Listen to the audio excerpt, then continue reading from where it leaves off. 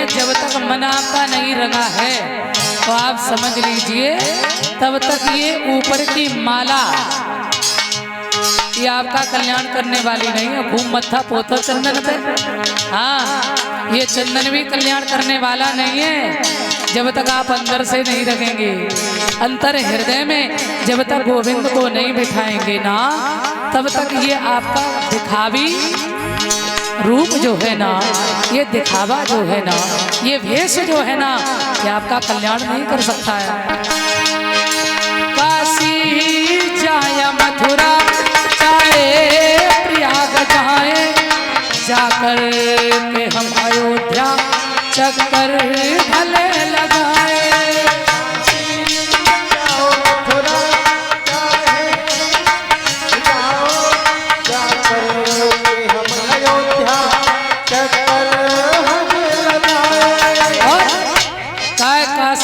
मथुरा बिहारी जी के सामने खड़े हो जाना और यदि आपका मन का भाव श्रेष्ठ नहीं है तो पत्थर की मूर्ति नजर आएगी, भगवान नहीं। इसलिए काशी जाए मथुरा जाए प्रयाग जाए, जाकर के हम अयोध्या चक्कर भले लगाए। और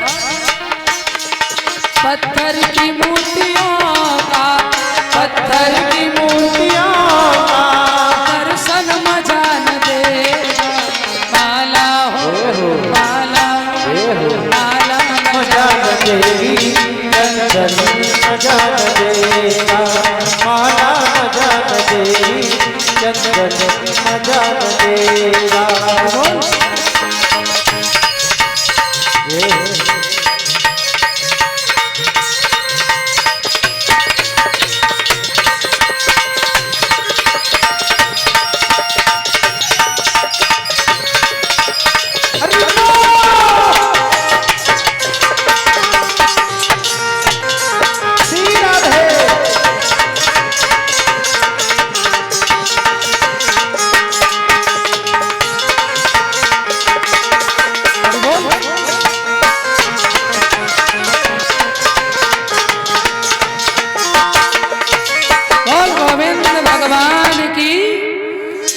मजा न देगी, चंदन मजा न देगा।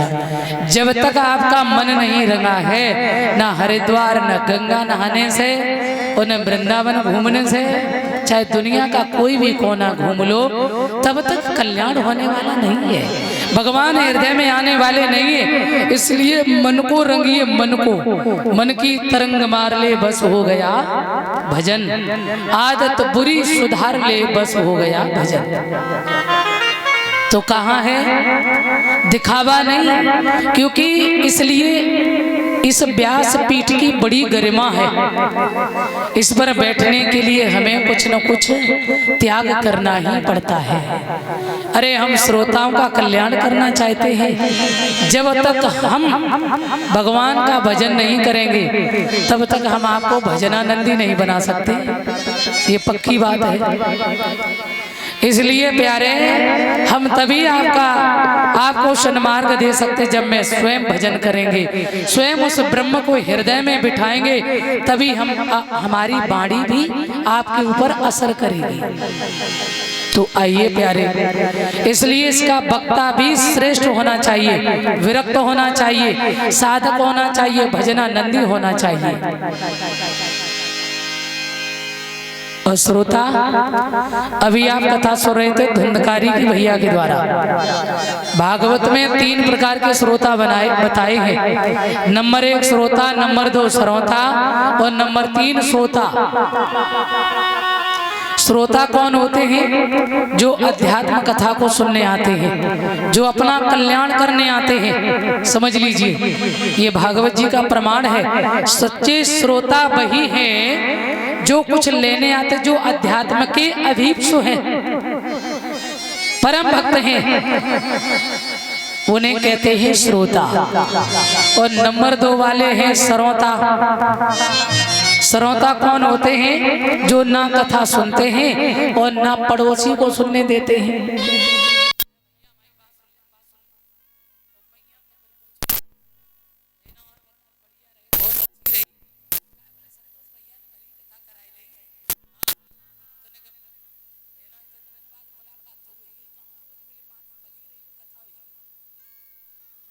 में बैठे की बात है, गरुड़ पांच न को डुगरिया पुराण शुरू। हाँ, तो ये होते हैं सरवता। अरे मैया हो, ये सौभाग्य मिला तो इसको बातों में मत गमाना। हाँ, सरवता बात नहीं करनी, जितनी देर बैठेंगे आप मन से कथा सुनो। नंबर 3 वाले हैं सोता, इनकी तो फिर बात ही अलग है। ये तो चकाचक भोजन करेंगे घर में और फिर देखे कूलर कहाँ है। हाँ, पांडाल में कूलर कहाँ रखा है और बढ़िया खा के आएंगे चकाचक मार के, और कूलर कोई किनारों देखे पीछे से जो और देखे कान के पीछे तो और नहीं मिल जाए।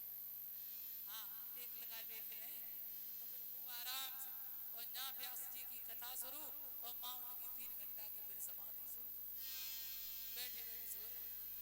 और जैसे ही लगायो जयकारा बोल गोविंद भगवान की, तो सबसे पहले कोई बोलेंगे मामा जो सो रहे। हाँ, क्यों? ये पड़ोसी ना जान ले के सो रहे थे।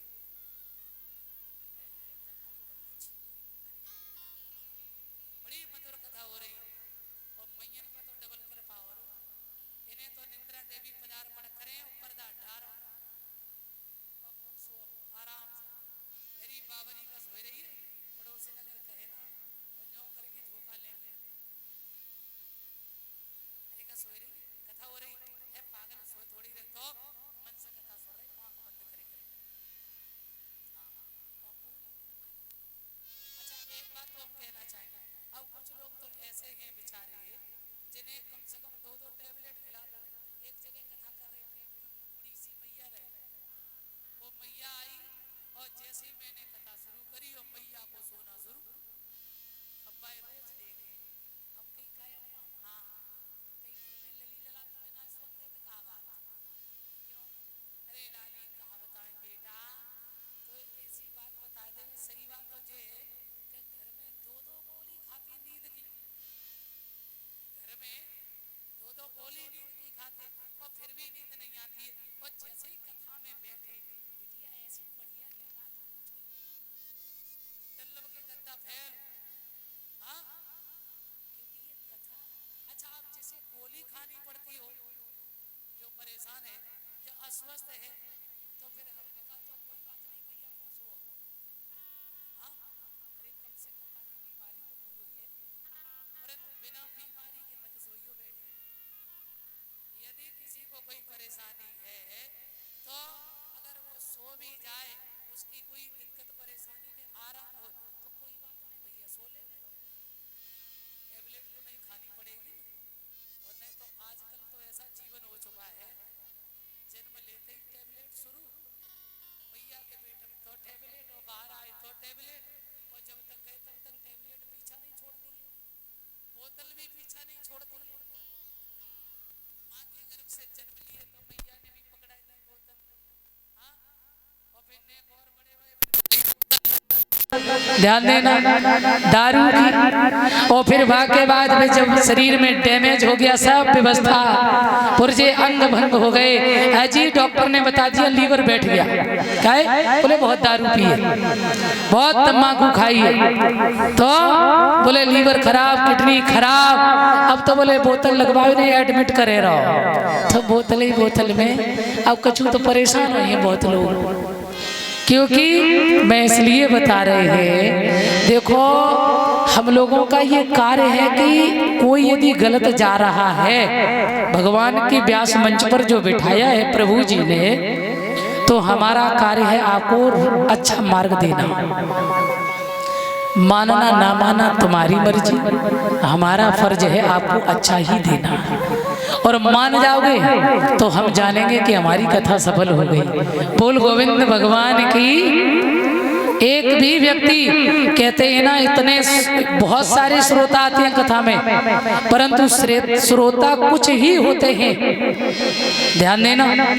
और एक कथा से यदि 10 लोगों का जीवन भी परिवर्तन हो गया तो समझ लेना कथा सफल हो गई।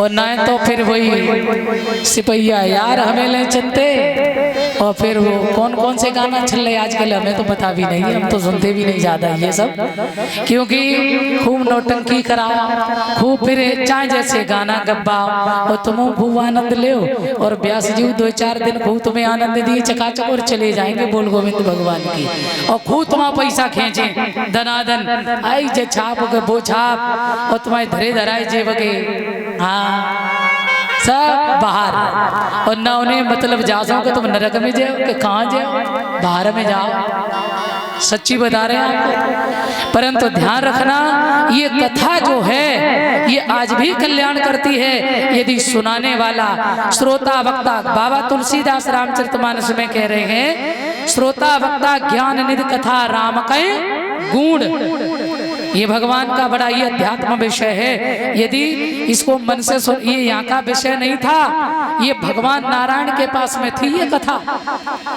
ये भागवत कथा जो है केवल नारायण के पास में थी, और केवल 4 मंत्र में नारायण भगवान ने दी ब्रह्मा जी को, और ब्रह्मा जी ने दी देवर्षि नारद को, देवर्षि नारद ने दी व्यास जी को, और व्यास जी से कही ये 4 मंत्र की भागवत जो है इसे आप विस्तारीकरण करिए महाराज, तो वो 4 मंत्र की भागवत को 18,000 श्लोकों में लिखा श्री व्यास जी महाराज ने, और किसे सुनाई, बोले इसे सुनने का अधिकारी कौन है, गोस्वामी जी कह रहे हैं, बोले इसे सुनने का अधिकारी वही है जिसने काम और क्रोध दोनों को जीता हो।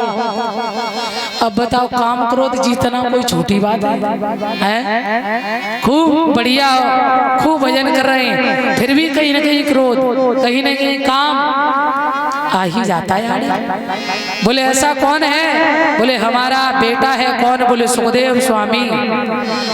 सुखदेव जी को सुपात्र समझकर व्यास ने ये कथा सुनाई, और सुखदेव ने राजा परीक्षित को सुनाई, सो 7 दिन में राजा परीक्षित का कल्याण हो गया।